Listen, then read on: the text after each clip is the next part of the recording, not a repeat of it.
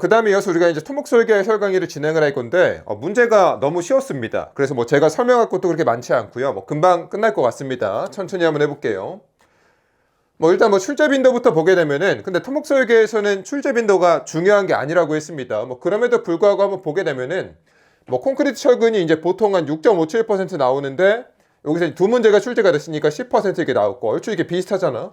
뭐 얘는 나오던 거 한 문제 안 나왔고요. 그 다음에 여기 17.86%인데 얘가 또 15% 출제가 됐고, 뭐 9.14%인데 여기 10%, 6.14%인데 5% 해가지고 보게 되면은 기존과 굉장히 유사하게 이렇게 출제가 됐습니다. 근데 이게 뭐 출제 빈도가 중요한 건 아니라고 했어요.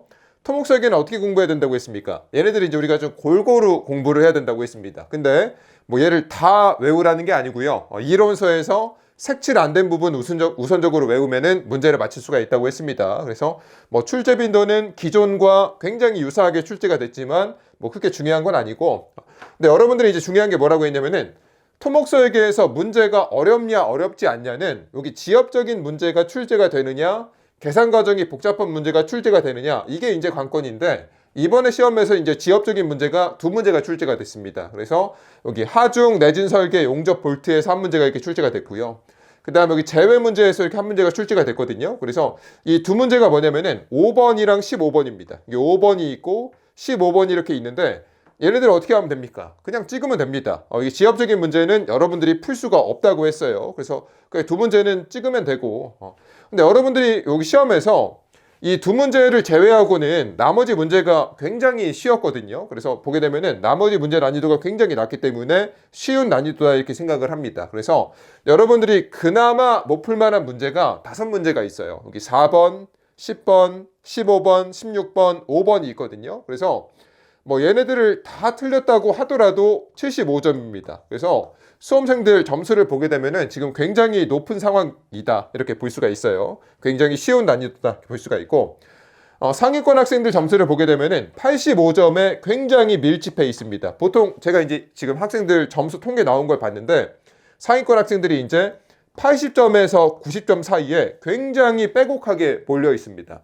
그렇게 몰려 있을 수밖에 없는 이유가, 이 상위권 학생들이 틀릴 만한 문제가 3개밖에 없어요. 뭐가 있냐면은 아까 제가 방금 전에 얘기했던 지엽적인 문제가 5번이랑 15번이 이렇게 있다고 했잖아요. 그렇죠?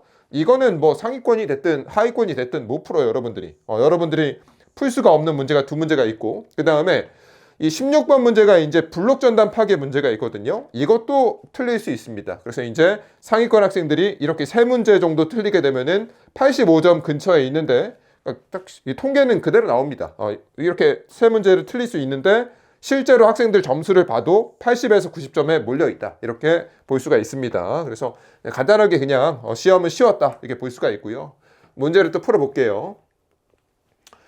1번, 이 문제는 틀리면은 그냥 치명상이죠. 챕터 7에 26번에서 29번에 똑같은 문제들이 있습니다. 하나씩 보게 되면은 양단이 힌지로 이렇게 지지가 돼 있고요. 압축 부재 장주 효과를 무시할 수 있는 비지지 길이 L의 최대값을 구하라고 했어요. 그 다음에 비횡구석 골조의 압축 부재다 이렇게 나왔거든요. 그럼 장주 효과 무시하려면 어떻게 해야 됩니까? 내가 세장비가 이제 어떤 값보다 작아야 이제 장주 효과를 무시할 수가 있다고 했는데, 얘는 내가 지금 비횡구석 골조의 압축 부재라고 했으니까 여기 보면 되잖아요. 그렇죠? 비횡구석 골조의 압축 부재에서는 이 세장비가 22보다 작으면은 내가 장주 효과를 무시할 수가 있다고 했습니다. 이거는 방법이 없어요. 여러분들이 그냥 외워야 됩니다. 그래서 이 규정을 이렇게 갖다가 쓰고요. 이 문제 그대로 나온 거야. 갖다 쓰고, 문제에서는 여기서 지금 내가 L의 최대값을 구하라고 했으니까 이걸 내가 이제 여기 L에 대해서 이렇게 정리를 합니다. 이렇게.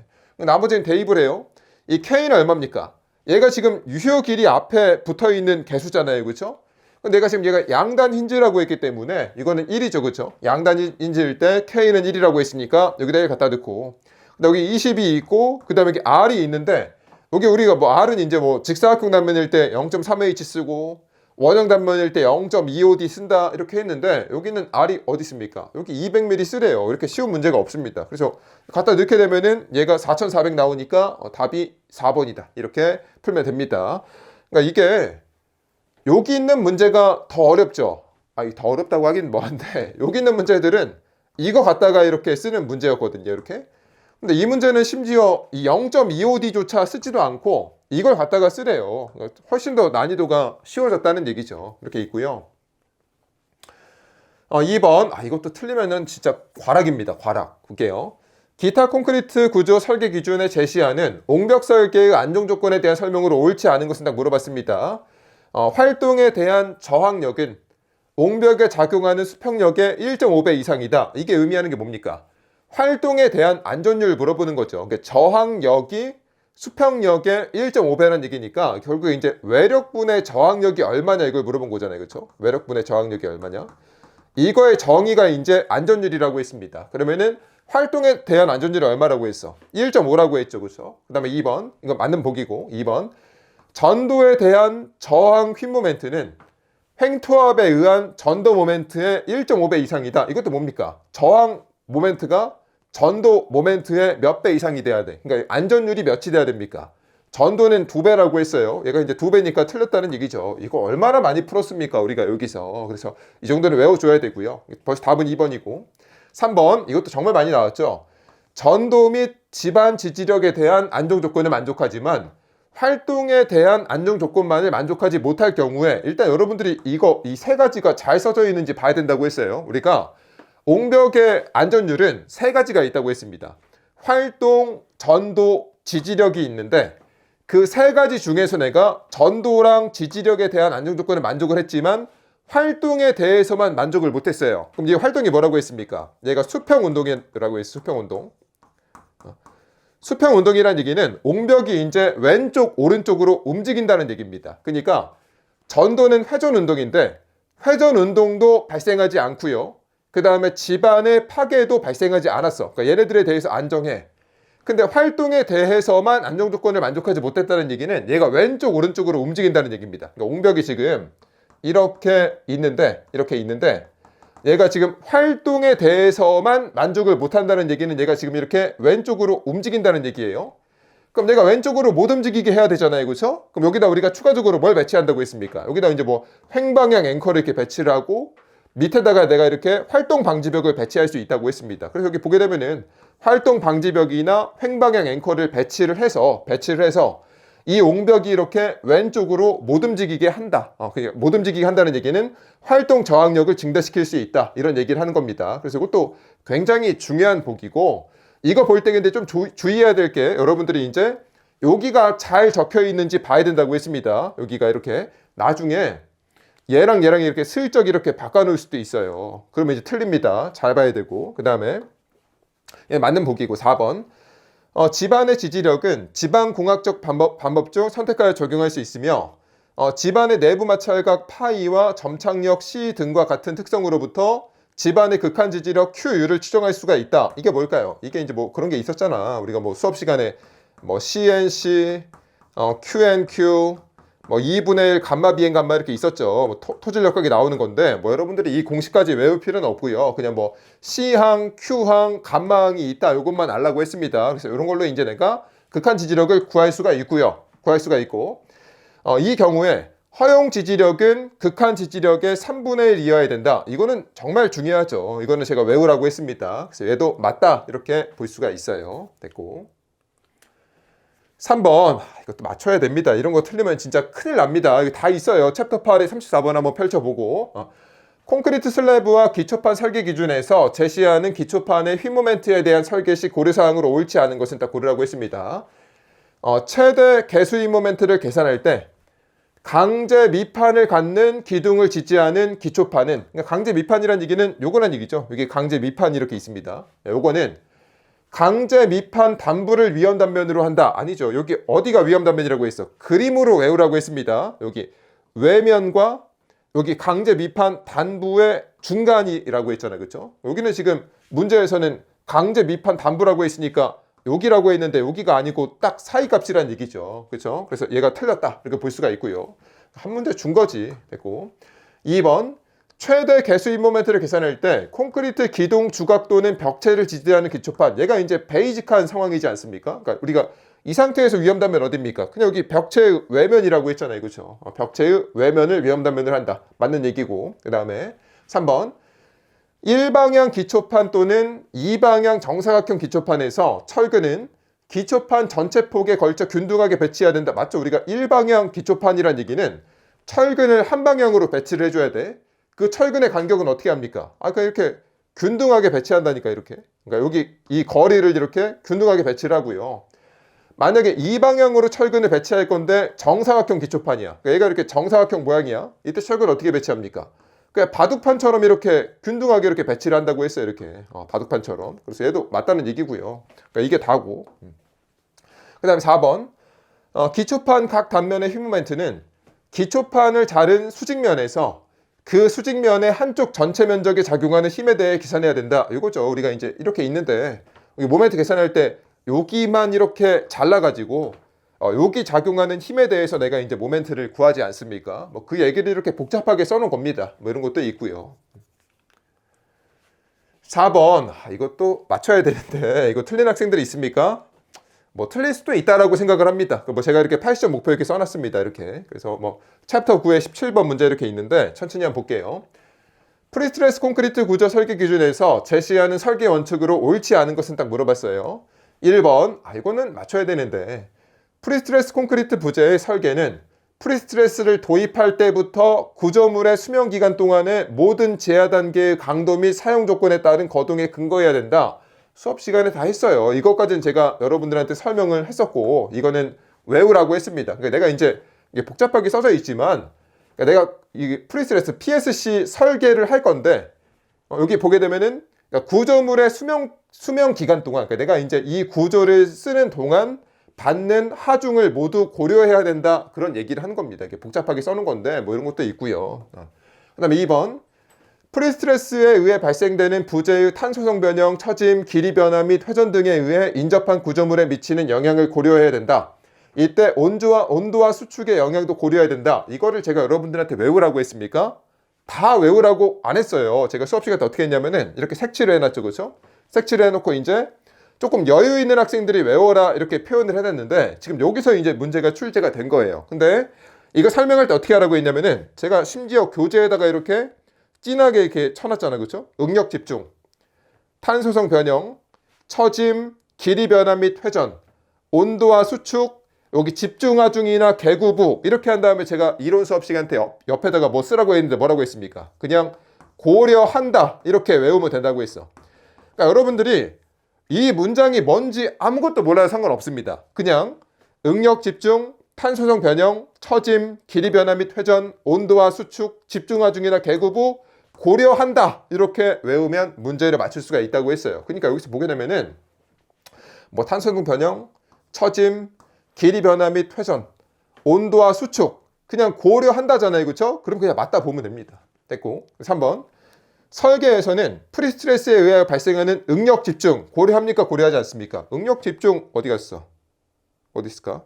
집중하 중이나 여기 있죠. 응력 집중 고려합니다. 고려하지 않는다 이렇게 됐으니까 얘가 틀렸다 이렇게 보면 되는 거야. 의미는 몰라도 상관이 없어요. 그냥 여기 키워드만 보라고 했어. 수업 시간 때. 됐고 덕트의 치수가 과대하여 긴장재와 덕트가 부분적으로 접촉하는 경우 접촉하는 위치 사이에 있어서 부재 자굴의 얇은 복부 및 플랜지의 자굴이 발생할 가능성을 검토해야 된다. 이것도 이게 있어요. 이렇게 있기 때문에 제가 늘 얘기하잖아요. 그렇죠? 이것까지 여러분들이 다 외울 시간은 없다. 일단 뭐 여기는 알아야 된다고 했으니까 그래 뭐 좋아. 여러분들이 만약에 진짜 시간이 없어가지고 이거 안 봤다고 칩시다. 그래도 여기 보기 두 개가 나왔잖아. 여기 보게 되면은 얘가 여기 있고요. 여기 있고 그 다음에 얘가 4번이 여기 있지. 이렇게 있지. 그럼 여러분들이 찍어도 2번이랑 3번에서 찍었어야 된다는 얘기입니다. 알겠습니까? 이런 식으로 토목 설계를 준비를 해줘야 되고 근데 이 정도 키워드는 볼만해. 제가 수업 시간 때 얘기를 했으니까 뭐 틀릴 수도 있습니다. 이 정도 난이도는 됐고 5번 이 문제는 여러분들이 못 풉니다. 이런 것 때문에 스트레스 받을 필요가 없고요. 일단 한번 볼게요. 강구조 설계 일반 사항에서 제시하는 용어에 대한 설명으로 옳지 않은 것은 이렇게 나왔거든요. 다시 한번 얘기하지만 이 문제는 못 풉니다. 못 풀고요. 이거는 제가 이제 챕터 13의 제외 문제로 분류를 했습니다. 그냥 원하는 보기를 찍으면 됩니다. 이거를 풀 수 있는 수험생은 없어요. 이 문제가 나온 배경은 있습니다. 왜 나왔느냐? 그러니까 왜 나왔고 여러분들이 왜 풀 수가 없느냐?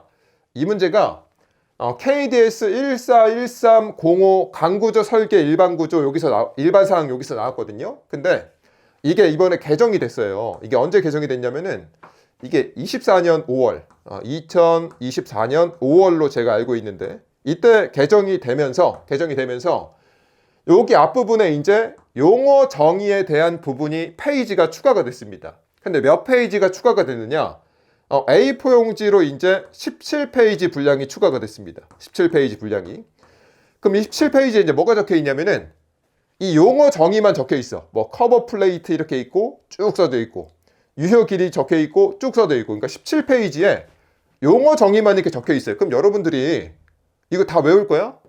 이걸 어떻게 다 외웁니까? 여기 펼쳐보면은 17쪽에 단어가 얼마나 많겠어요. 이런 단어가 이렇게 정의가 쭉 돼 있을 거 아닙니까? 이 중에서 이제 보기를 4개만 이렇게 뽑아가지고 문제를 만든 거예요. 문제를 이렇게 만들면은 수험생들이 어떻게 풉니까?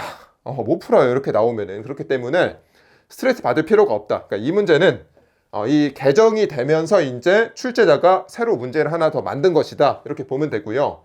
어느 수험생도 이거를 제대로 알고 푼 학생은 없을 거라고 생각이 듭니다. 답은 일단 1번이고요. 뭐 커버 플레이트의 정의는 뭐 이렇게 있어요. 뭐 단면적, 단면계수, 단면이처 모멘트를 증가시키기 위하여 부재의 플랜지에 용접이나 볼트로 연결된 플레이트다. 얘기 나왔어야 맞는 것이고, 그리고 뒤에 여기 이 설명은 커버 플레이트가 아니고 이제 거셋 플레이트에 대한 정의가 이렇게 있는데 그냥 버려. 이런 거 외울 시간에 다른 거 푸는 게 맞습니다. 이런 문제 좀 안 냈으면 좋겠어요. 저는. 심지어 이게 개정된 지 1년도 안 됐는데 여기서 그럼 1년 안에 17페이지가 추가가 되면은 수험생들한테 17페이지를 또 외우란 얘기입니까? 이것만 개정되는 것도 아닌데 언제 이런 걸 외우고 있습니까? 됐고요. 6번. 이 문제는 틀리면은 진짜 치명상이죠. 치명상. 그러니까 제가 이제 여러분들한테 5번 문제 맞추라고 안 해. 어차피 5번은 다 틀려. 수험생들이. 하지만 6번은 틀리면은 진짜 큰일 났다. 봅니다. 그림과 같은 철근 콘크리트 보야에서 단면의 균열 힘 모멘트를 구하래요. 뭐 제가 설명할 것도 없습니다. 균열 힘 모멘트는 그냥 공식 갖다 쓰면 돼요. 그래서 콘크리트 파괴 계수에다가 단면 계수 있게 쓰면 되고요. 그 다음에 여기 단면 계수는 6분의 BH 제곱 갖다 쓸 거고, 그 다음에 심지어 우리가 콘크리트 파괴 계수에 대한 공식도 외우고 있지 않습니까? 원래 여기서 외워서 쓰잖아. 25번에서 27번 보게 되면은 얘도 외워서 갖다가 쓰는데 심지어 이 문제는 이것도 줬어요. 그러니까 얼마나 문제를 이렇게 다운그레이드 해가지고 냈습니까? 더 쉽게 냈다 볼 수가 있고. 갖다가 쓰래. 갖다 씁니다. 이렇게. 원래 우리는 공식도 알고 있지만. 근데 6분의 BH 고발할 건데 6이 이렇게 있고요. 얘가 B가 있고 그 다음에 H에다 이거 갖다 넣으면 되죠. 그러면 안 돼요. 여러분들. 속으면 안 된다고 했어요. 얘는 D라고 했고요.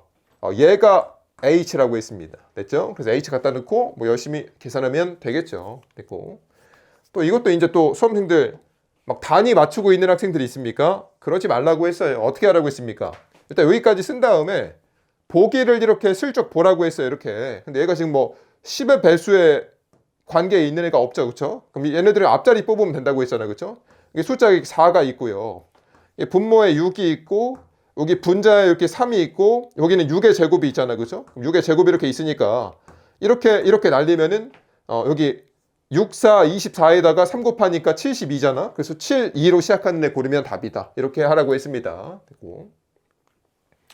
7번. 이것도 맞췄을 거라고 믿습니다. 정말 많이 풀었죠. 챕터 5에 14번에서 21번에 적혀있는 문제고요. 보게 되면은 큰 처짐에 의해 손상되기 쉬운 칸막이 벽이나 기타 구조물을 지지하지 않는, 이거는 문제 풀 때 필요가 없다고 했습니다. 그러니까 이거는 사실 이거 적혀 있으면은 그냥 이 표 쓰는 거구나 라고 생각을 하면 됩니다. 외울 필요도 없고요. 이렇게 있는데 일방향 캔틀레버 슬래브에서 처짐을 계산하지 않을 때, 그러니까 오히려 이게 더 중요하죠. 뭐 처짐을 계산하지 않을 때 뭐 이런 표의 조건을 만족한다고 했어.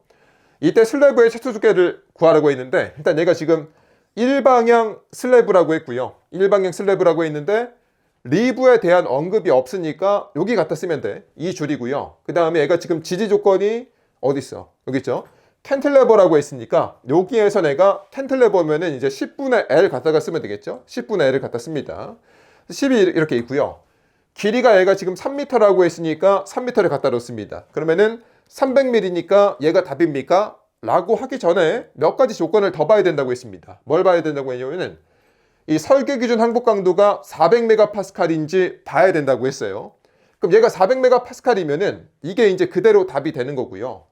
400메가파스칼이 아닌 경우에는 이제 이걸 곱해가지고 보정을 해줘야 된다고 했는데 얘는 400메가파스칼이니까 할 필요가 없죠. 그래서 300ml고 그 다음 한 가지 더 보라고 했습니다. 이거 계산한 게 100ml보다 큰지 봐야 된다고 했어요. 근데 이것도 만족하니까 300ml가 답이다 이렇게 보면 됩니다. 또 여기서 또 이런 질문하는 학생들이 있어. 그럼 얘는 왜 있냐? 보통 중량 콘크리트는 원래 설계 규정을 보게 되면은 이게 쭉 적혀 있어요. 뭐 주저리 이렇게 쭉 적혀 있고요. 그 다음에 뭐 처짐을 계산하지 않을 때, 그리고 또 보통 중량 콘크리트일 때 이 표를 써라 이렇게 적혀 있거든요. 그러니까 여러분들은 이런 거 신경 쓸 필요가 없어. 그럼 여기서 또 이런 질문하는 학생들이 있어. 아니, 보통 중량 콘크리트가 아니면 어떻게 하느냐? 안 나옵니다. 왜냐면 너무나도 복잡해지기 때문에 신경 쓸 필요가 없다 이렇게 있고요. 8번, 이것도 맞춰야 되죠. 챕터 9에 76번에서 78번에 비슷한 문제들이 많이 있습니다. 볼게요. 그림과 같이 지간 중앙에 이렇게 집중하중이 이렇게 작용을 하고 있고요. 이때 PSC 부재가 이렇게 있는데 단순보 지간 중앙에, 그러니까 요거 지간의 중앙, 딱 여기서 발생하는 모멘트의 크기가 얼마냐 이렇게 물어봤습니다. 그러면은 이 모멘트를 이제 누가 발생을 시킬까? 아니, 여기 Q가 발생시키는 모멘트가 있고요. 외력이 발생시키는 모멘트가 있고, 그 다음에 여기 긴장제가 발생시키는 모멘트가 이렇게 있을 거 아닙니까? 그렇죠? 그럼 따로따로 계산을 하면 되지. 그러면은 이 집중하중이 지간 중앙에 발생시키는 모멘트는 어떻게 구합니까? 라고 했을 때 이제 여러분들 이게 외워야 되지. 이게 응용학 시간 때 배웠어요. 제가 여러분들한테 외우라고 한 그림이 4개밖에 없습니다. 단순보 지간 중앙에 집중하중이 있을 때 여기서 모멘트 얼마큼 발생합니까? 4분의 PL만큼 발생을 하잖아. 그러니까 여기는 Q니까 이제 4분의 QL만큼 발생을 했겠죠. 그러면은 얘는 끝난 거야. 됐고, 그 다음에 내가 이제 긴장제가 발생시키는 모멘트를 구할 건데 여기서 이제 두 가지로 나뉘죠. 뭐가 있습니까? 내가 여기서 이제 P2를 쓸 거냐, P에 2 플러스 6분의 H를 쓸 거냐, 이걸로 나뉜다고 했습니다. 근데 이거는 이제 우리가 응력을 물어봤을 때는 요걸 갖다가 쓴다고 했고요. 근데 내가 만약에 문제에서 상향 등분포하중이나 모멘트를 물어보면은 이거를 갖다가 쓴다고 했어요. 근데 문제에서 뭘 물어봤습니까? 휨 모멘트를 물어봤으니까 이걸 물어봤잖아. 그럼 내가 긴장제가 발생시키는 모멘트는 P2를 갖다가 써야 된다고 했습니다. 그러니까 이것만 하는 거야. 내가 이제 P의 2 플러스 6분의 H인지 P2인지만 구별을 하면 됩니다. 그래서 내가 이제 얘가 이제 외력이 발생시키는 모멘트가 있고요. 이게 이제 긴장제가 발생시키는 모멘트가 있어. 그럼 얘네들을 더해야 됩니까? 빼야 됩니까? 라고 했을 때 여러분들한테 외우라고 했던 게 뭐냐면은 내가 이렇게 단면을 딱 잘랐을 때 이 외력이 발생시키는 모멘트 방향은 어떻게 된다고 했습니까? 이렇게 된다고 했습니다. 이렇게. 그러니까 역학적으로 보게 되면 얘가 이제 플러스 모멘트가 되겠죠. 그 다음에 긴장제가 발생시키는 모멘트 방향은 어떻게 된다고 했습니까? 이렇게 된다고 했습니다. 이렇게. 얘를 이제 마이너스가 된다고 했어요. 그래서 이제 이거를 플러스라고 보고 얘를 이제 마이너스라고 보면 됩니다. 그래서 이제 이거 MQ에서 이거에서 여기 M2를 갖다가 이렇게 빼주면 돼요. 그게 답니다. 됐고, 나머지 대입해. 4분의 Q가 얼마야? Q가 50kN 이렇게 있고요. 그다음에 전체 길이가 10m니까 여기다 갖다 넣고요. 마이너스 P2인데 P가 얼마야? 어디 있을 텐데 여기 있죠. P가 100kN 이렇게 있고요. 그 다음에 E가 얼마냐면 얘가 0.5m가 이렇게 딱 있습니다. 이렇게 갖다 넣고 정리하면 답이다. 이렇게 문제가 있고요. 네, 9번. 이것도 너무 쉽죠. 콘크리트의 설계 기준 압축 강도가 20메가파스칼인 단철근 직사각형 보가 있는데 이때 균형 철근비가 0.03이래요. 이때. 근데 동일한 보 단면에서 콘크리트의 설계 기준 압축 강도 FCK만 40메가파스칼로 바꿨을 때, 그러니까 얘가 원래 20이었을 때 0.03이었는데 얘가 40이면 얼마가 되냐 이렇게 물어본 거예요. 그렇죠? 그럼 어떻게 하면 되느냐? 천천히 하면 되지. 내가 지금 문제에서 얘가 20메가파스칼일 때 균형 철근비가 0.03이라고 했잖아요. 그렇죠? 그러면은 내가 20일 때 균형 철근비를 구하려고 해봐. 그럼 어떻게 하면 됩니까? 일단 얘가 FCK가 20메가파스칼이니까 40메가파스칼 이하잖아요. 그렇죠? 그럼 일단 얘네들이 세 개가 세트로 이렇게 가겠지. 그 다음에 내가 균형 철근비 구하려면 어떻게 해야 된다고 했습니까? 일단 철근비 일반식을 이렇게 쓰라고 했어요. 얘는 방법이 없습니다. 외워야 됩니다. 근데 여기서 내가 여기 철근의 변형률에다가 항복 변형률을 갖다가 넣게 되면은 이 철근비가 이제 균형 철근비로 이렇게 바뀐다고 했잖아요. 그렇죠? 그럼 내가 이제 요거에다가 대입만 하면 돼. 대입을 합니다. 봐봐. 그러니까 내가 얘가 뭐냐면은 FCK가 20메가파스칼일 때를 대입을 하겠다는 얘기야. 그럼 내가 일단 여기서 지금 이게 에타 들어가고요. 일단 이거는 그냥 문자로 쓸게. 쭉 대입을 하는데 여기 FCK가 지금 문제에서 20메가파스칼이라고 했으니까 여기다가 내가 20을 갖다 넣게 되면은 얘가 얼마란 얘기야? 아니 문제에서 0.03이래요. 그래서 0.03이 딱 나왔어. 그렇죠? 딱 나온 거고 그 다음에 얘를 내가 FCK만 40메가파스칼로 이렇게 바꿨습니다. 이렇게. 그럼 내가 이제 똑같이 이 식에다가 이렇게 쭉 대입을 할 건데 여기 FCK에다가 이제 40이 이렇게 딱 들어가잖아요. 그렇죠? 그리고 나머지가 바뀝니까? 안 바뀌죠. 왜 안 바뀌냐면은 봐봐. 얘는 20, 얘는 40이에요. 그럼 둘 다 FCK가 40메가파스칼 이하죠. 그러면은 에타도 안 바뀌어, 베타1도 안 바뀌어, 콘크리트의 극한 반응들은 안 바뀝니다. 그러니까 얘도 안 바뀌어요. 그 다음에 베타1도 안 바뀌어요. 얘도 안 바뀌어. 그 다음에 여기서 지금 FCK만 변했다고 했으니까 이 철근의 항복 응력도 얘도 안 바뀌겠죠. 그렇죠? FI도 안 바뀝니다. 얘도 안 바뀌는 거고요. 근데 콘크리트의 극한 반응률 얘도 이렇게 안 바뀌는 거고 얘네들 안 바뀌는 거고 그 다음에 철근이 안 바뀌었으니까 얘네도 안 바뀝니다. 그럼 뭐만 바뀌었다는 얘기야? 아 여기 20이 40으로 얘만 바뀐 거예요. 그럼 어떻게 됩니까? 아 얘가 20일 때 0.03이야. 그럼 40일 땐 얼마일까요? 아니 2배겠죠. 그러니까 0.06이다. 이렇게 볼 수가 있습니다. 그러니까 여러분들이 이것만 안 놓치고 계산을 했으면은 그냥 쉽게 나오는 굉장히 심플한 문제죠. 됐고 10번 이것도 맞춰야 돼요. 여러분들 이 정도는 물론 여기다 제가 지금 80점 목표 이렇게 써놨지만 우리가 챕터 9에 12번에서 13번에서 이미 마주했던 문제입니다. 그래서 이 정도는 제가 여러분들한테 외우는 게 좋지 않겠느냐 그렇게 했던 것 같은데 볼게요. 프리스트레스 콘크리트 구조 설계 기준에서 제시하는 긴장제의 긴장시 허용 인장 응력의 최대값이 얼마냐 이거죠. 긴장을 할 때 긴장제는 이 두 개보다 작은 값 이하가 돼야 된다 이렇게 적혀 있었습니다. 그래서 그냥 이거 고르는 게 답입니다. 뭐 제가 또 설명할 것도 없고요. 그래서 답이 4번이다 이렇게 있습니다. 그러니까 제가 늘 얘기하잖아. 토목 설계는 암기 과목이고요. 외우지 않으면 맞출 수가 없습니다. 그럼 이제 문제는 뭐냐면은 뭘 외워야 되느냐가 관건인데 이렇게 뭐 기출에 나오는 것들은 우리가 이제 조금 지엽적이더라도 살짝 지엽적이긴 한데 이 정도는 외울 가치가 있다 이렇게 봅니다. 그 다음부터 11번부터 보겠습니다. 뭐 이 문제도 이제 챕터 6의 15번에서 18번에 있는 문제들이니까 한번 풀어보세요.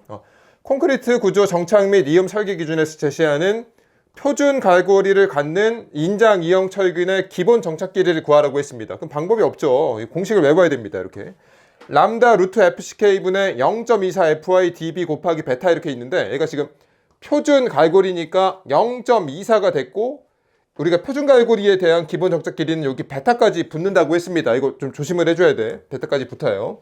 나머지 대입하면 됩니다. 람다 있습니까? 없으면 1이에요. 있네 여기. 보통 중량 콘크리트라고 있으니까 갖다가 쓰고요. 그 다음에 FCK가 있겠죠. 어딘가 여기 있지. 36메가파스칼 있으니까 갖다 넣고 그 다음에 0.24 있고 FI가 여기 300메가파스칼 있으니까 갖다 넣고요. 그 다음에 DB가 공층 지름이 25mm가 이렇게 있고 베타는 뭡니까? 베타는 이제 우리가 도막계수라는 게 있다고 했어요. 얘가 코팅이 됐냐 안 됐냐 철근이 코팅이 됐냐 안 됐냐 이렇게 있는데 여기 보게 되면은 오케이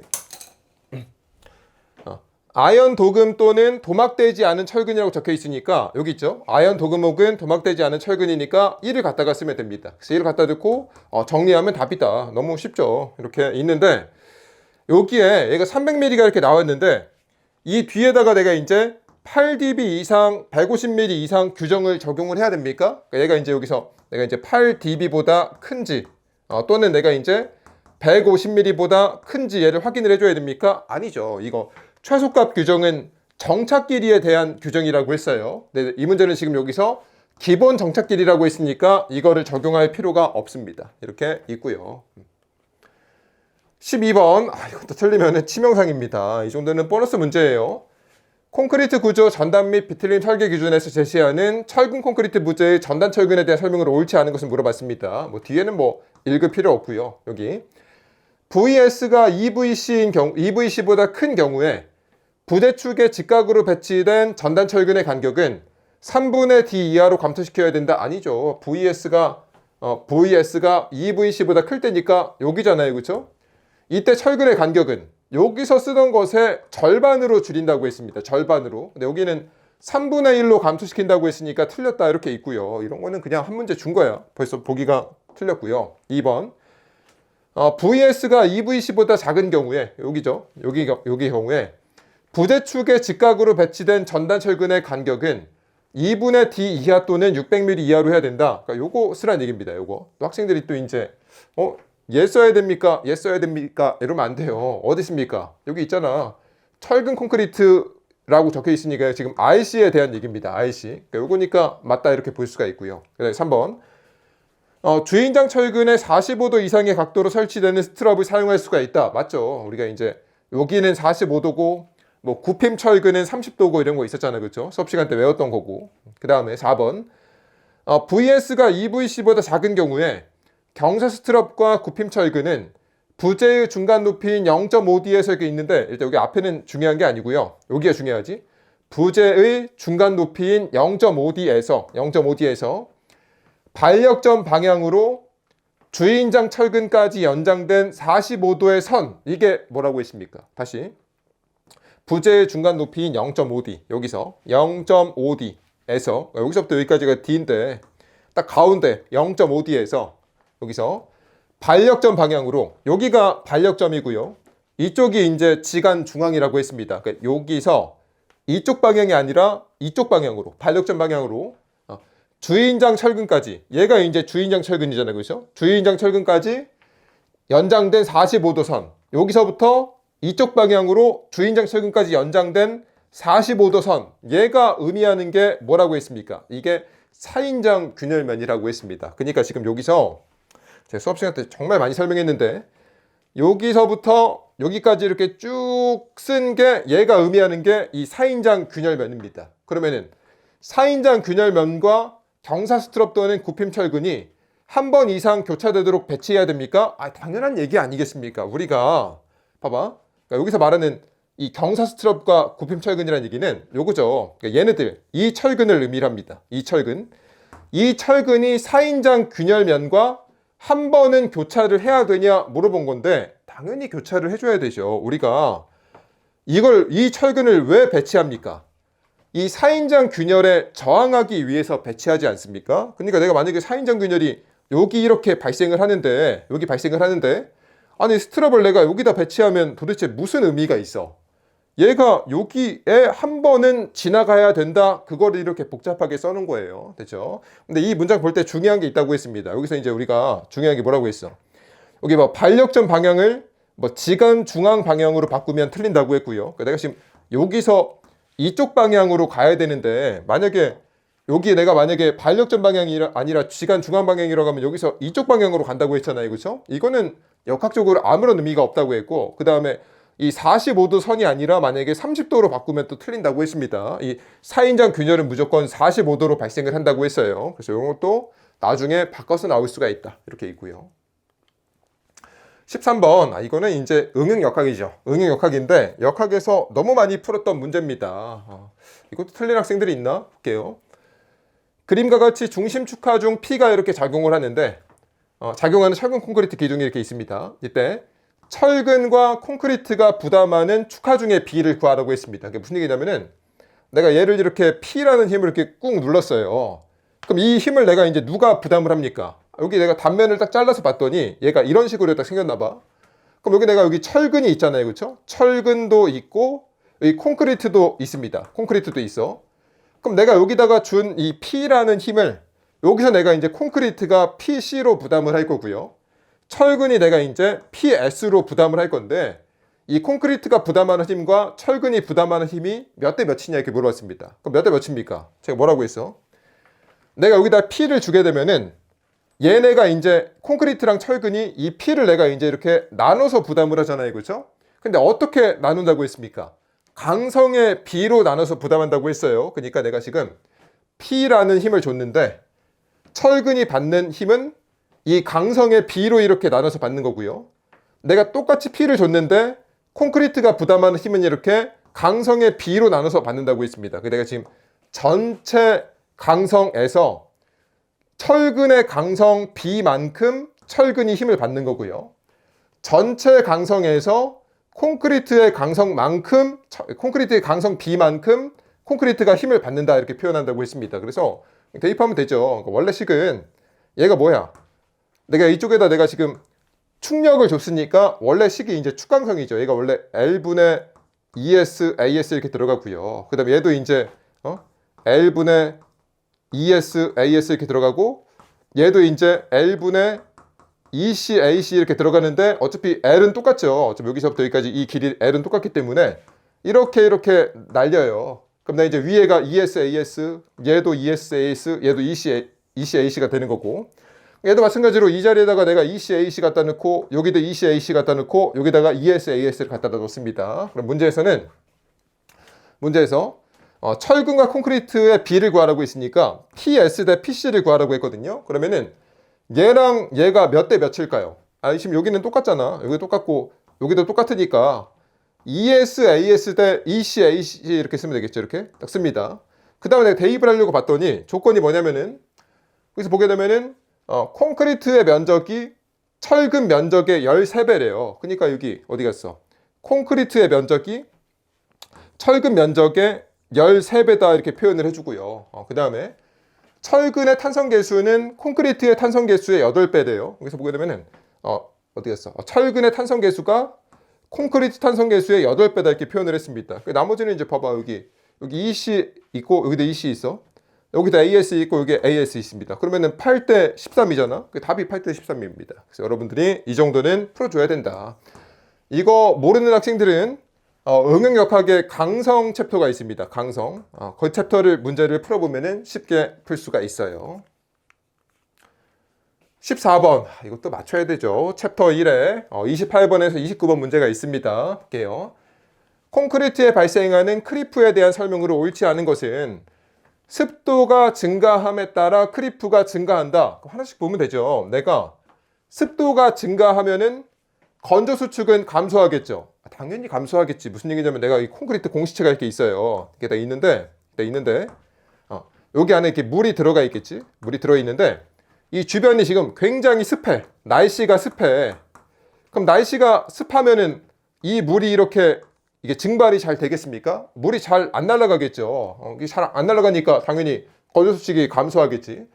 건조 수축이랑 크리프는 비례하는 관계라고 했습니다. 그럼 얘가 줄어들면은 얘도 감소한다 이렇게 본다고 했습니다. 그러면은 습도가 증가하면 크리프는 감소하네. 근데 여기는 증가한다고 했으니까 틀렸습니다. 그럼 벌써 답이 1번이고요. 됐고. 그 다음에 이거 지우지 말걸. 지우지 말고 봅시다. 그 다음에 물 시멘트 증가에 따라서 크리프는 증가한다. 그럼 천천히 하면 됩니다.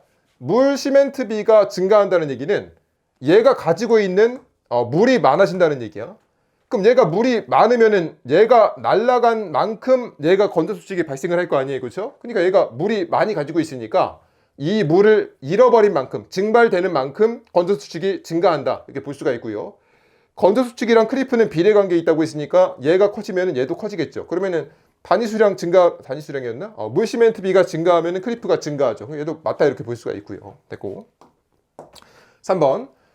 크리프 개수는 탄성 변형률과 크리프 변형률의 비다. 얘도 맞죠. 수업 시간 때 했지. 봐봐. 얘가 지금 탄성 변형률이고 얘가 크리프 변형률이잖아요. 그죠? 이거 두 개의 비가 크리프 개수입니다. 이것도 수업 시간 때 했던 얘기야. 이론 수업 시간 때. 됐고. 크리프는 일정하고 지속적인 능력하에서 변형률이 증가하는 현상이다. 이거는 크리프의 정의입니다. 이론서를 다시 한번 읽어보세요. 됐고. 15번. 이 문제는 좀 설명할 게 있습니다.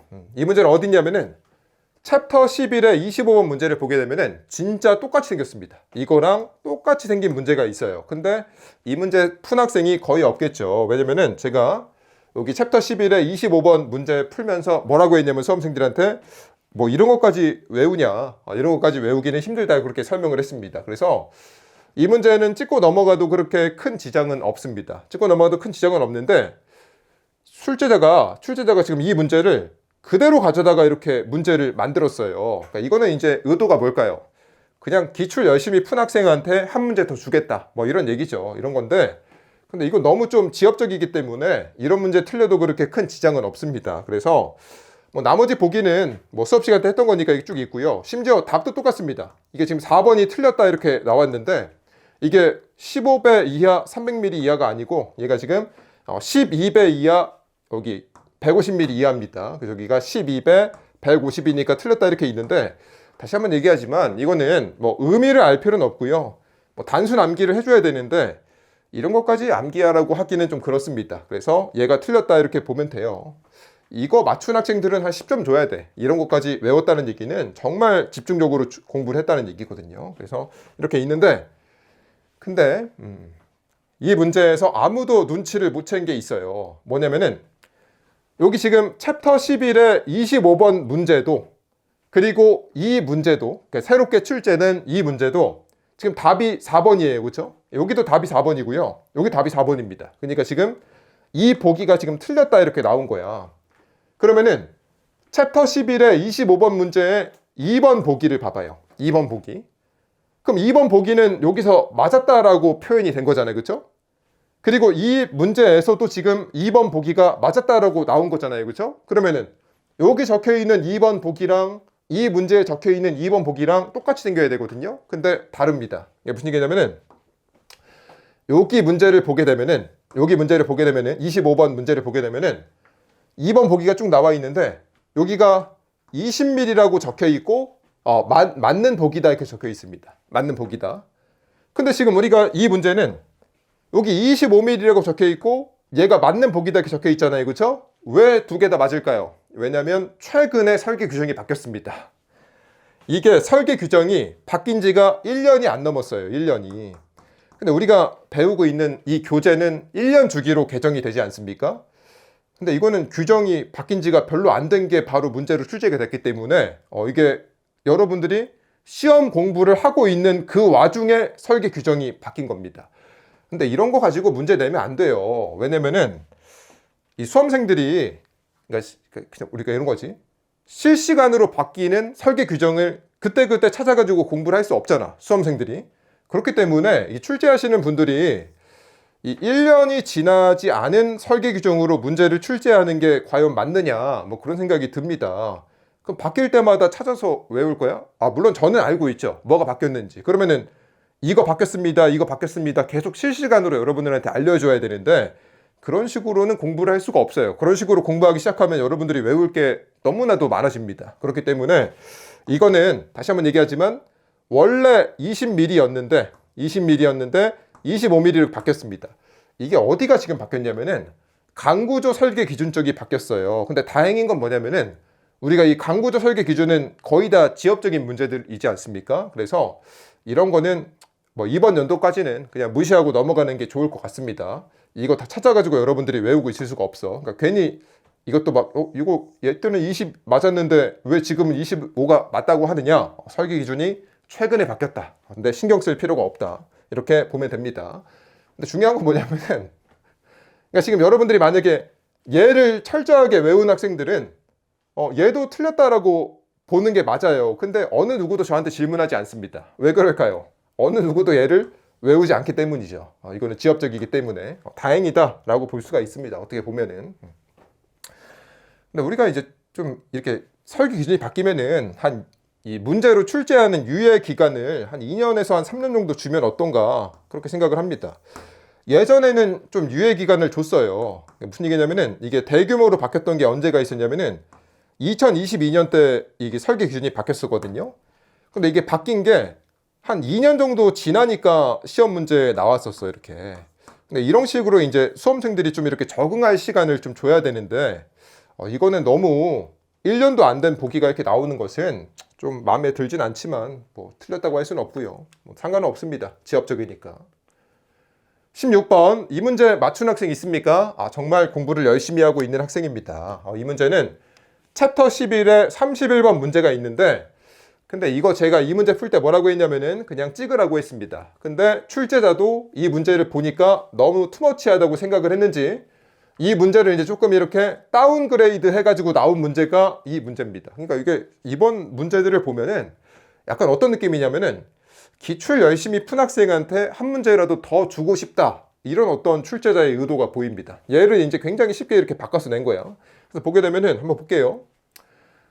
그림과 같은 인장제 기억 현강의 블록 전단 강도 산정 시 전단 파단에 대한 전단 저항 순 단면적 이렇게 있거든요. 그러니까 이게 무슨 얘기냐면은 여기 한번 펼쳐봐. 챕터 11의 31번 문제를 보게 되면은 그림이 얘랑 굉장히 비슷한 애가 있고요. 이 문제에서 이제 뭘 물어보냐면은 설계 블록 전단 강도를 물어봅니다. 그러니까 블록 전단 설계 강도를 물어보거든요. 여기 31번에서는. 근데 이 문제는 여러분들이 풀 수가 없어요. 이거 풀려면은 뭘 외워야 됩니까? 이걸 외워야 돼. 이게 공식입니다. 이게 공식인데 아니 이거를 한 문제 풀자고 외우고 있는 게 맞습니까? 그래서 제가 이거 풀 때 뭐라고 했냐면은 그냥 찍어라 라고 했습니다. 이거는 푸는 문제가 아니에요. 근데 출제자도 생각을 해보니까 이걸 내는 게 사실 학부생한테 이걸 내는 게 맞지가 않죠. 그래서 이게 아니라고 생각을 했는지 여기서 이제 어떤 걸 냈느냐? 이걸 계산하는 과정에서 여기 얘가 있습니다. 여기 전단 저항 순 단면적이라는 애가 있거든요.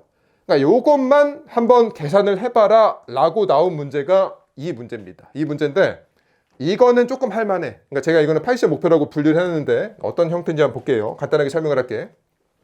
내가 여기 지금 여기 앞에 판이 이렇게 하나가 있고요. 판이 있고 뒤에 이렇게 굉장히 이렇게 널쩍한 판이 이렇게 하나가 있어요. 판이 있는데 여기다 내가 지금 구멍을 뚫어가지고 이렇게 볼트를 끼워 넣은 겁니다. 볼트를 끼워 넣었으니까 뒤에 있는 판이랑 앞에 있는 판이 이렇게 일체화가 됐겠지. 그 상태에서 내가 이제 이거를 이렇게 잡아당깁니다. 잡아당겨. 그럼 블록 전단 파괴가 발생을 한다고 했는데 파괴면이 어디라고 했습니까? 어디냐면은 여기 라인을 따라가지고 이렇게 파괴가 발생을 합니다. 그러니까 무슨 얘기냐면은 이만큼 이렇게 떨어져 나옵니다. 이렇게. 그러니까 여기 빨간색 면적이랑 이렇게 파란색 면적이랑 이렇게 그러니까 말 그대로 그냥 두 동강이 나요. 잡아당기게 되면은. 그래서 이제 이걸 뭐라고 하냐면은 요만큼 이렇게 하나의 블록이 떨어져서 나왔잖아요. 그죠? 요거는 이제 블록 전단 파괴라고 부릅니다. 그래서 그럼 얘가 이제 얼만큼 견딜 수 있느냐를 계산하는 게 이제 이런 공식이 있는데 이거는 그냥 찍는 게 맞고요. 이게 중요한 게 아니고 문제에서는 이걸 계산할 때 나오는 여기 전단 저항 순단 면적이 어디냐? 이게 무슨 얘기냐면은 얘가 지금 아까 여기서 이렇게 파괴가 발생을 한다고 했잖아. 이 파괴가 발생을 할 때 여기는 내가 전단 저항력이 발생을 하고요. 여기는 내가 인장력이 이렇게 발생을 합니다. 그러니까 여러분들이 다 봐봐. 이게 이쪽으로 잡아당기면은 여기서 이렇게 저항하는 애들이 있지 않겠습니까? 이게 약간 전단 저항 같은 거고요. 여기서 이렇게 저항하는 애들이 있을 거 아니야?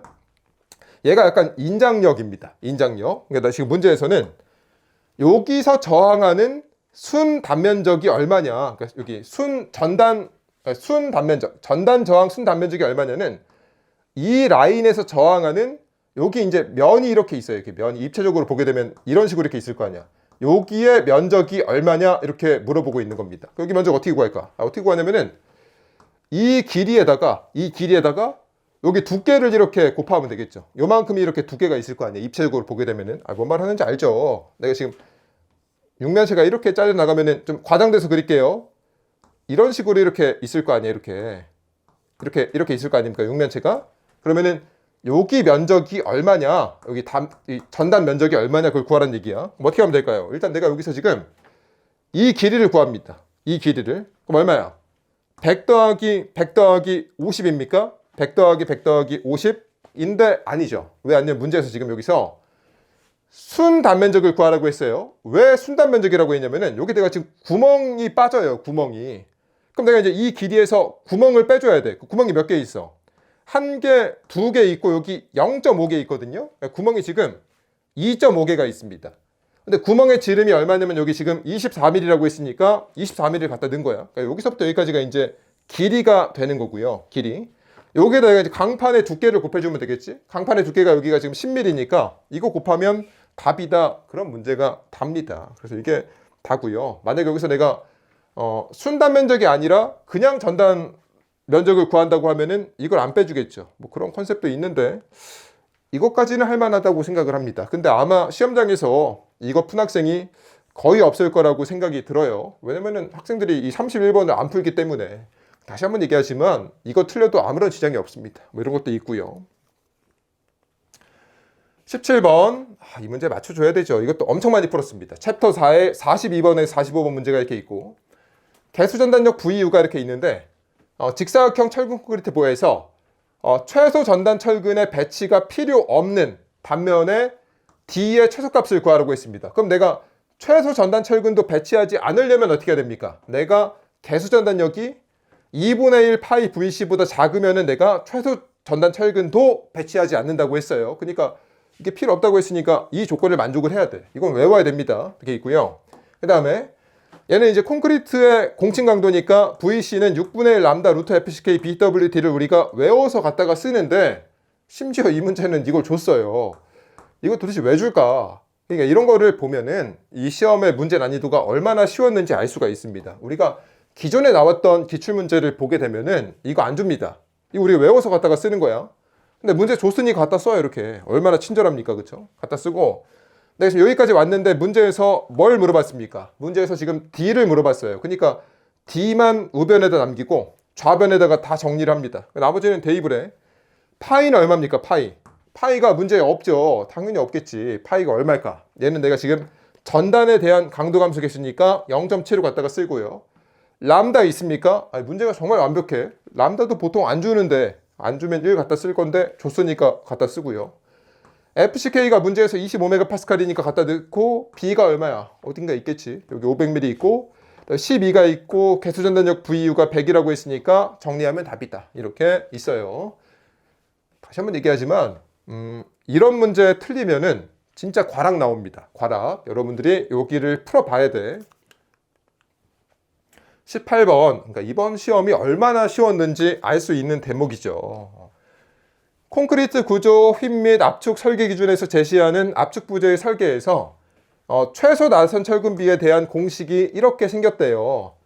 근데 여기 들어가는 C1이 얼마냐 이렇게 물어봤습니다. 얼마입니까? 뭐 설명할 게 없어요. 0.45입니다. 좀 약간 허망하지. 왜냐면 우리가 이제 챕터 7의 14에서 15번 문제를 보게 되면은 우리가 이거 외워가지고 이거 풀지 않습니까? 이거 통째로 외워가지고. 근데 이 문제는 이거 외워가지고 원래 우리가 계산하는 문제인데 계산하라는 것도 아니고요. 여기 앞에 들어가는 개수가 얼마냐 이거 물어봤어요. 그냥 0.45 고르면 됩니다. 뭐 제가 설명하기도 민망하네요. 이런 것도 있고요. 19번 맞춰야 됩니다. 반드시 맞춰야 된다. 챕터 3의 6번 문제가 이거랑 굉장히 유사하죠. 보게 되면은 콘크리트 구조 힘 및 압축 설계 기준에서 제시하는 휜부대 설계의 일반 원칙에 대한 설명으로 옳지 않은 것은 나왔습니다. 1번 인장 철근이 설계 기준 항복 강도 FY에 대응하는 변형률에 도달하고 이게 무슨 얘기입니까? FY에 대응하는 변형률이라는 것은 항복 변형률에 도달을 했다는 얘기입니다. 그러니까 여기서부터 여기까지는 뭐 길게 써 있지만 그냥 철근이 항복하고를 이제 이렇게 복잡하게 써놓은 거야. 철근이 항복하고 그 다음에 동시에 압축 콘크리트가 가정된 극한 변형률에 도달할 때 이게 의미하는 게 뭡니까? 콘크리트가 파괴됐을 때를 의미합니다. 그러니까 여기서 말하는 것은 철근이 항복하고 동시에 콘크리트의 파괴가 발생을 했을 때, 그러니까 철근의 항복과 콘크리트의 파괴가 동시에 발생했을 때 그 단면이 균형 변형률 상태에 있다고 본다. 이게 균형 변형률 상태의 정의잖아요. 그렇죠? 뭐 균형 상태, 균형 변형률 상태 똑같은 얘기입니다. 그래서 이게 정의니까 맞는 얘기고요. 콘크리트 파괴랑 철근의 항복이 동시에 발생했다. 그 다음에 2번 압축 연단 콘크리트가 가정된 극한 변형률에 도달할 때 이게 뭡니까? 콘크리트의 파괴가 발생했을 때 최외단 인장 철근의 순인장 변형률이 압축집의 변형률 1개 이하인 단면을 압축집의 단면이라고 한다. 맞죠? 콘크리트가 파괴가 발생을 했을 때 철근의 변형률이 압축집의 변형률 1개 이하래요. 그럼 내가 압축집의 변형률 1개보다 작아. 그 단면을 뭐라고 부릅니까? 압축집의 단면이라고 불러요. 그 얘기를 하고 있는 겁니다. 됐죠? 오케이. 그 다음에 또 압축 연단 콘크리트가 가정된 극한 변형률에 도달했을 때 그냥 콘크리트의 파괴가 발생을 했을 때 최외단 인장 철근의 순인장 변형률이 0.005의 인장 지배 변형률 1개 미만인 단면을 인장 지배 단면이라고 한다. 뭐 이게 두 가지나 다 틀렸죠. 우리가 여기서 인장 지배 단면이 되려면 어떻게 해야 됩니까? 여기가 압축 지배, 여기가 인장 지배예요. 그럼 인장 지배 단면이 되려면은 이것보다 커야 인장집의 단면이 되지 않습니까? 그러니까 이것보다 크다는 얘기는 인장집의 변형률 1개보다 커야 인장집의 단면이에요. 그럼 인장집의 변형률 1개는 얼마입니까? 여기서 이제 두 가지로 나뉘죠. 얘가 이제 FI가 400MPa 이하면은 0.005가 되고요. FI가 400MPa보다 크면은 초과하면은 2.5 입실론 Y가 되는데 여기는 0.005라고 나왔어. 근데 이거는 알 수가 없죠. 왜냐면은 FI가 주어져야 얘인지 알 수가 있거든요. 그러니까 벌써 여기서부터 사실 엄밀히 말하면은 틀렸다 이렇게 볼 수가 있고요. 이거는 나왔으면 안 돼. 문제에 FI가 없으니까. 근데 또 간혹 가다가 또 출제자에 따라서 조건 안 주면은 그냥 이거 가지고 풀어라 이렇게 푸는 문제도 있어. 옛날 문제들 보면은 굉장히 좀 수준이 안 좋은 문제죠. 그래서 이거는 조금 이제 보류. 이거는 출제자에 따라서 그냥 이것만 보는 출제자도 있다. 이렇게 있는데 엄밀히 말하면 이것도 틀렸고요. 그 다음에 인장집의 변형률 1개 미만인 단면을 인장집의 단면이라고 한다. 아니죠. 인장집의 변형률 1개 이상인 단면을 인장집의 단면이라고 합니다. 그러니까 지금 여기도 엄밀히 말하면 틀렸고요. 그다음 여기도 미만이 아니라 이상이 돼야 되니까 여기도 틀렸습니다. 그러니까 이거는 그냥 무조건 틀렸다. 이게 보면 됩니다. 3번이 틀렸고. 요거는 아마 이것도 출제자가 알고 냈겠죠. 설마 이 정도로 어설프게 문제를 출제할 거라고는 생각하지 않습니다. 그렇게 믿고 싶어. 그렇게 믿고 싶습니다. 됐고. 4번. 프리스트레스를 가하지 않은 휨부제는 공칭 강도 상태에서 순인장 변형률이 휨부제의 최소 허용 변형률 이상이어야 된다. 여기는 필요 없고요. 간단하게 얘기해서 철근의 변형률이 요것보다 커야 된다고 했습니다. 이게 의미하는 게 최소 허용 변형률이라는 게 있다고 했어요. 그래서 그냥 요겁니다. 최소 허용 변형률보다 철근의 변형률이 커야 된다. 설계 규정입니다. 설계 규정. 그래서 이런 것도 있고요. 20번. 자, 이거 틀리면은 진짜 미안한 얘기지만 탈락입니다. 탈락. 과락도 아니고 탈락이야. 이 문제 틀리면 치명상입니다. 콘크리트 구조 힘 및 압축 설계 기준에서 제시하는 등가 직사각형 압축 응력 블록의 등가 압축 영역에서 등분포하는 콘크리트의 응력이 에타 0.85 FCK일 때, 그러니까 무슨 얘기냐면은 우리가 이렇게 콘크리트가 이렇게 있잖아. 이렇게 있으면은 뭐 중립축이 여기까지 있어요. C까지가 이렇게 있고, 그 다음에 이제 여기서부터 A까지 휘트니 등가 응력 블록 깊이까지 여기서 내가 이렇게 압축 응력을 이렇게 받는다고 했습니다. 이렇게. 그렇죠? 그럼 이 압축 응력의 크기가 이제 에타 0.85 FCK 이렇게 있다고 했어요. 그렇죠? 이걸 얘기한 거죠. 여기 A까지 이만큼의 응력을 받는데 이때 들어가는 이 에타의 값이 얼마냐 이렇게 물어봤습니다. 이렇게 있는데 제가 여러분들한테 수업 시간 때 이 표를 외우라고 했는데 심지어 다 외우라고도 안 했어요. 다 외우라고 안 했고 이렇게 색칠되어 있는 부분은 뭐 시험에 나오지도 않을 거니까 출제자도 양심이 있지. 이렇게 출제하지 않을 거니까 색칠 안 된 부분을 외우라고 했습니다. 그래서 제가 이제 에타는 어디까지 외우라고 했냐면은 뭐 40MPa 이하일 때는 무조건 외워야 된다 이렇게 적어놨고요. 여기는 그냥 무조건이야. 외워야 되고 그 다음에 혹시 모르니까 50이랑 60까지 여기까지는 외워라. 여기까지는 외워라 이렇게 별표까지 해놨잖아요. 여기까지 외워야 돼. 그러니까 출제자 분들이 여기 뒤에는 본인들도 양심이 있으니까 안 냅니다. 진짜 맥시멈은 사실 여기 50까지고요. 양심이 있으면 여기까지밖에 안 되겠지. 근데 진짜 치사하게 문제를 낸다. 그러면은 60까지는 낼 수 있으니까 우리가 보수적으로 여기까지는 외워야 된다 이렇게 설명을 했거든요. 근데 문제에서 얘가 지금 50MPa이잖아. 그럼 여기잖아요. 그렇죠? 얼마입니까? 0.97이야. 그래서 답이 그냥 3번입니다. 그래서 다시 한번 얘기하지만 여기서 색칠 안 돼 있는 부분은 반드시 외워야 됩니다. 이거는 필수입니다.